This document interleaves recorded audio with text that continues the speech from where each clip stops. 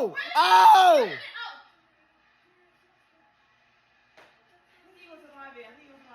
Oh! Yeah. Oh!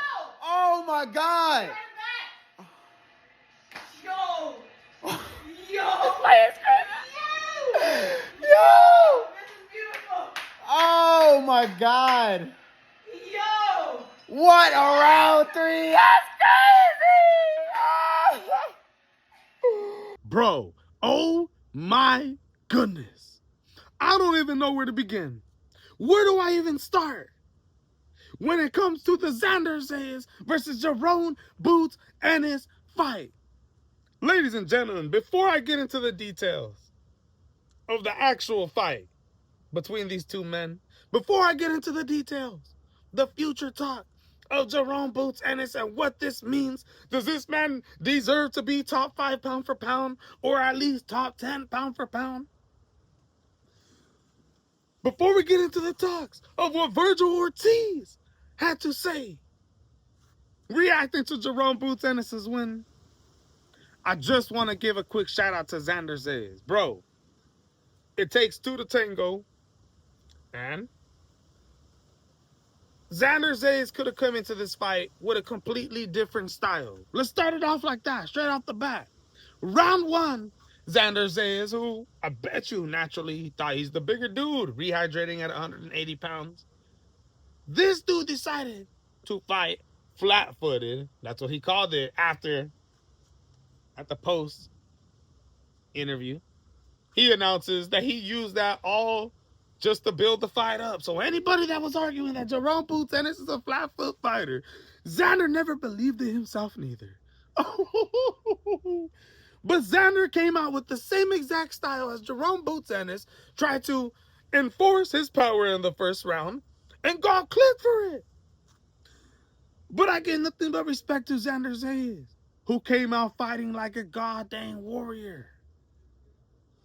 I was saying all week that Jaron Ennis was going to KO Xander and that's exactly what happened, but I did not expect Xander to do what he did in round 3 against Jaron Ennis. I expected Jaron Ennis to get clipped a couple times, but that were some of the hardest punches that the man has ever took, and sometimes I was biting my nails in nervousness. My goodness, especially around 3. Oh, he buckled his knees. Let's not lie. Xander buckled his knees. I was tripping, bro. I was like, this is going to be one of the greatest comebacks of all time. My goodness. Respect to Xander Shout out to the way he fought in that fight. He could have took a different fight. He could have took a voluntary defense. No, he decided to fight Jaron Ennis at 23 years old, put his unified WBA and WBO titles on the line. He tried, he didn't succeed, but he walked out with a smile on his face. The fans absolutely still love him. I don't believe his stock dropped at all. I think people fell more in love with him. I think people got more respect for him. I think he moves to 160 pounds after this vacation, and I think he still has a lot of hype behind him. He's a good fighter, man. For reals. That was the toughest fight that Jaron Ennis ever been in physically. Bro, now the fight, right off the bat, you see the size difference that Xander the size advantage that Xander has over Jaron Ennis. He looks like a monster in there. And he tried to show it to Jaron Ennis in round 1. But Jaron, too skilled, too fast, too precise, too smooth, caught Xander with a straight left hand. Boom! A barrage of left hands before that. Xander falls down. It's a real knockdown. He survives round 1. Round 2 comes Jaron Ennis. Dominates. I got it 10-8 in the first, 10-9 in the second. Then starts round 3, and Xander out of nowhere, lands a clean combination, rocks Jaron Ennis, and was clipping him hard. Jaron Ennis' neck was snapping back, and I'm talking about snapping back, like, boo-hoo-hoo-hoo. I almost thought, hopefully the dude didn't gas himself out. Xander literally almost had Jaron Ennis out of there, but Jaron Ennis was able to recover. Round 4 comes. Xander Zayas has a little bit of success in that round too, but overall I thought Jaron Boots Ennis won that round. Then comes round 5. The fight is turning out into a banger. Jaron Boots Ennis lands a crazy right hook uppercut, drops Xander Zayas, and my goodness, ladies and gentlemen, Jaron Boots Ennis almost finishes this dude. Saved by the bell. Xander Zayas, bro. In round 6, Jaron Boots Ennis dominates again. It seems like both fighters are taking a round off. Jaron Boots Ennis is just putting on the pressure. It looks like Xander Zayas is just trying to recover, trying to get his mind back, his feet back. Jaron Boots Ennis wins that round. And then in round 7, Jaron Boots Ennis drops him again. And Xander Zayas, bro, Virgil Ortiz says that this man quit. Which we're going to make a whole entire video about right after this one. The whole Virgil Ortiz stuff going on. This is absolutely exciting. Virgil Ortiz said Xander Zayas looks at his corner on the 3rd knockdown to call the fight. The team throws in the white towel. It's over. Jaron Boots Ennis by technical knockout in round 7. Xander Zayas was literally going to get put to sleep if that team didn't end up making that decision. Jaron Boots Ennis dominated those last couple rounds after he got hurt. In the 3rd round, the 4th round, the 5th, 6th, 7th, those were all Jaron Boots Ennis' round. He dominated the 1st, he dominated the 2nd. He basically dominated this fight. But my goodness, was that some of the craziest adversity I'd ever seen Jaron Boots Ennis be put in his career. He showed another layer to his game. And that's his toughness and heart and warriorness. That's a man that you're willing to pay $75 a pay-per-view for, because y'all know he's coming to fight. Bro, I believe, personally, I understand there's a lot of big Jaron Boots Ennis fans. Eddie Hearn just says he believes Jaron Boots Ennis is #1 pound for pound in the world over guys like Naoya Inoue, Jesse Bam Rodriguez, Alexander Usyk, Shakur Stevenson, Dimitri Bivol, David Benavidez, Devin Haney, over guys like all them. Personally, you can make the argument, but I believe he definitely should be in the top 10 over guys like Juto Nakatani and Oscar Collazo. I'm sorry, ladies and gentlemen, but Jaron Boots Ennis is now a 2-division unified world champion. I mean, dude. He was the IBF WBA Watchaway and Ring Magazine Watchaway champion of the world. And now the WBA WBO Junior Middleweight champion of the world. And possibly could become Ring Magazine champion in that division as well. Now, what does this mean for the rest of the division and the future fights? Bro, I'm going to be honest with you. The skills that I see that Jaron Boots Ennis has, I think he could rock Sebastian Fundora. I really do think that even though Sebastian Fundora standing at what? 6'9"? Whatever, 6'5", 6. The dude is the tallest world champion in the sport of boxing. And he fights at the 154-pound division. The towering inferno.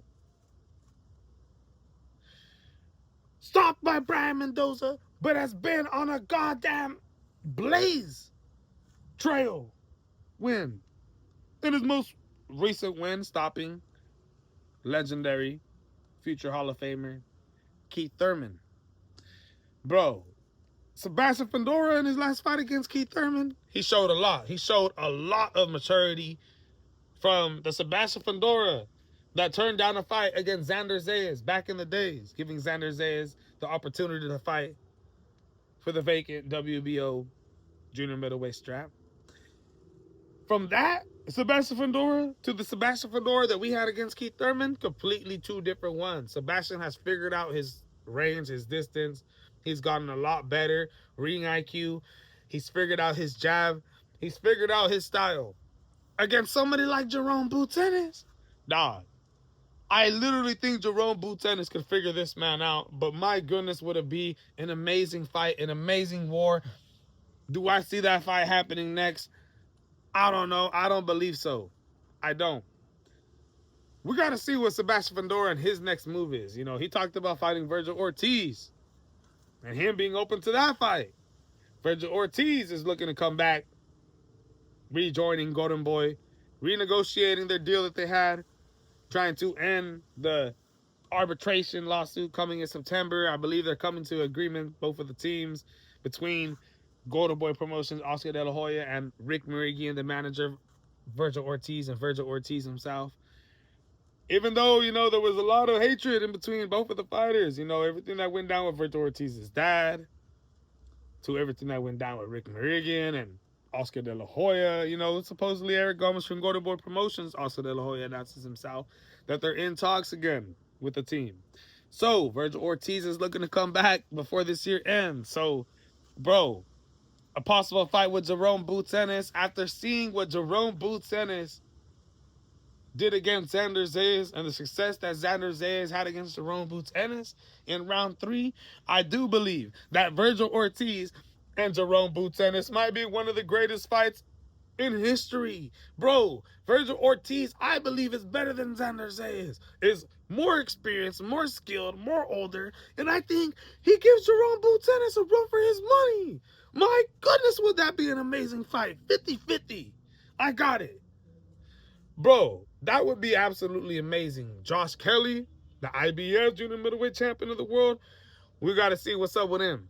Because this is a fight that should be made. Eddie Hearn should make this fight next. He's the goddamn promoter of Josh Kelly. That's his goddamn fighter. This fight should be able to be made. But the problem is, as a promoter, you've got 2 world champions that you promote, both in the same division. What do I do? What decisions do I make? Josh Kelly wants to keep his title. He wants to make money.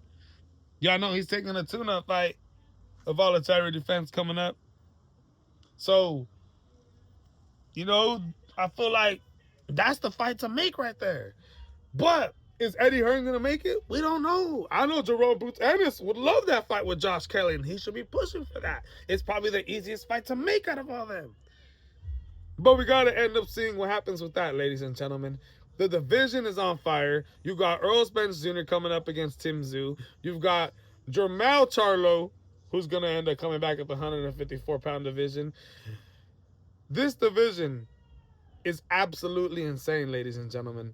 And I can't wait to see what happens in the future. Tonight was an absolutely monumental night for the sport of boxing. I think everybody won. Puerto Ricans, Americans, Africans, Latinos. I think we all won. All my people. This was one of the best championship fights that I've ever seen of all time. And once again, Jaron Ennis backs up what we all been saying. Now the question is, what is the next step? This is the MMA Boxing Addicts channel bringing it to you. I got more videos coming tonight, but let me know what you guys think. Y'all know this is the best bet in the world. Boxing. I'm out.